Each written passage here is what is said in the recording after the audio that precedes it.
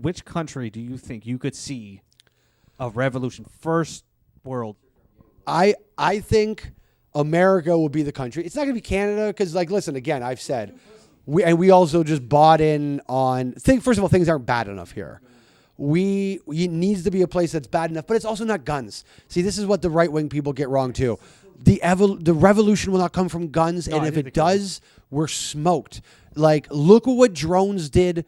The country of Iran can fight off the country of America now because they have drones. And unless we're all of a sudden in control of a bunch of drones that are going to fight the government, we're not going to fight it off. General strikes. We just need to strike. This is why lefties are the only people who get real bottom-up revolutions done, because at the end of the day, as corny as it is, and how many fat blue-haired lesbians have said, seize the means of production, they ain't going to be the one, hey, fucking Big Dyke, you ain't going to be the one that sees the means of production because you don't know how the machine works. So you sit that one out and you make the signs for when we pick it. How does that sound? It's going to be the boys. The boys are going to have to do it. Women, you can strike too.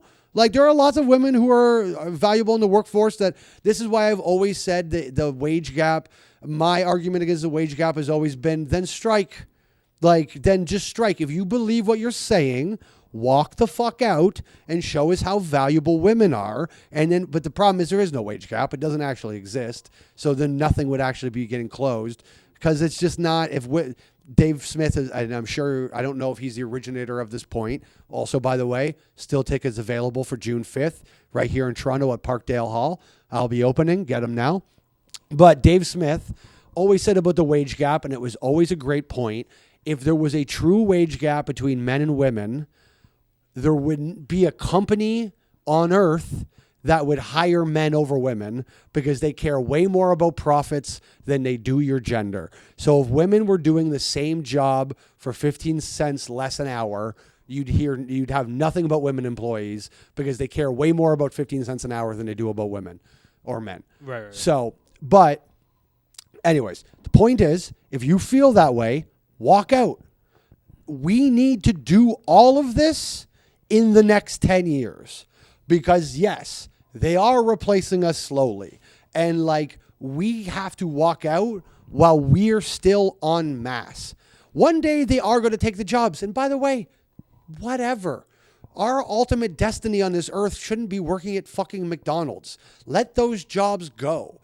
Like, there should be way more freedom and time to pursue things that you need, but not everyone's going to pursue something good.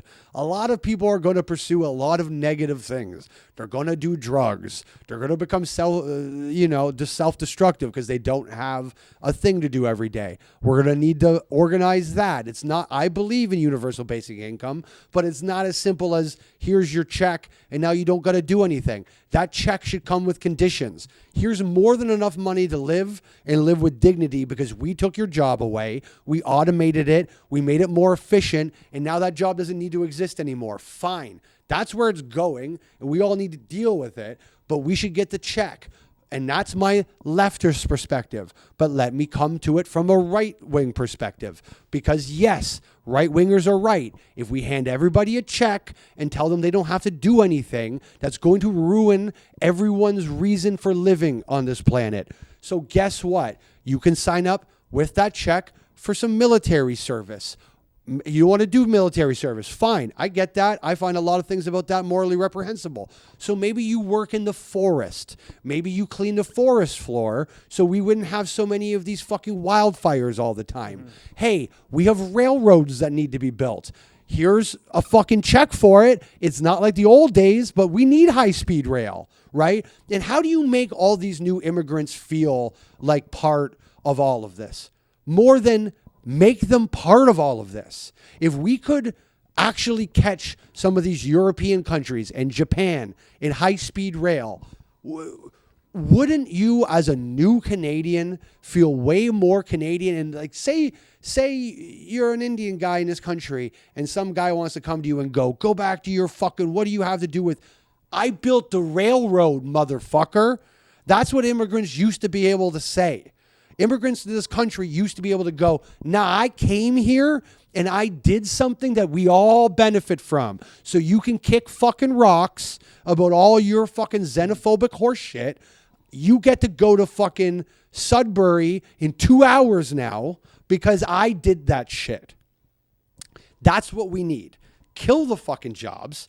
Who fucking cares? We don't need every fucking Indian guy that shows up here delivering us food and nothing else. They can live a better life than that. We could tax the people at the very top. It doesn't need to be just lefty. The left doesn't have the answer singularly.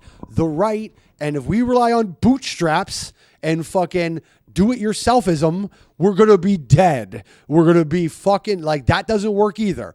That shit is going to leave a lot of people homeless and fucking dead in the street too, right? The left will have you be a homeless drug addict in your house. The right will have you be a homeless drug addict on the street. That's the only difference between the two of them. So you need to figure out the best ideas from the left and the best ideas for the right. You can get the free check because we took your job away, but you're going to go sweep the forest. How does that sound? You get to pick whatever one it is that you like. You can go. By the way, we have enough drug addicts on the street. Go be a fucking counselor.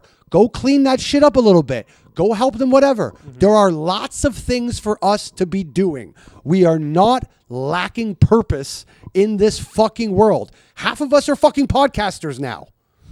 So, like, if the other half just has to pick up needles and make sure the forest isn't on fire, I think that's enough. There's enough things. Anyways, we're going to go employ some people over at Java House. Have a good week. Goodbye.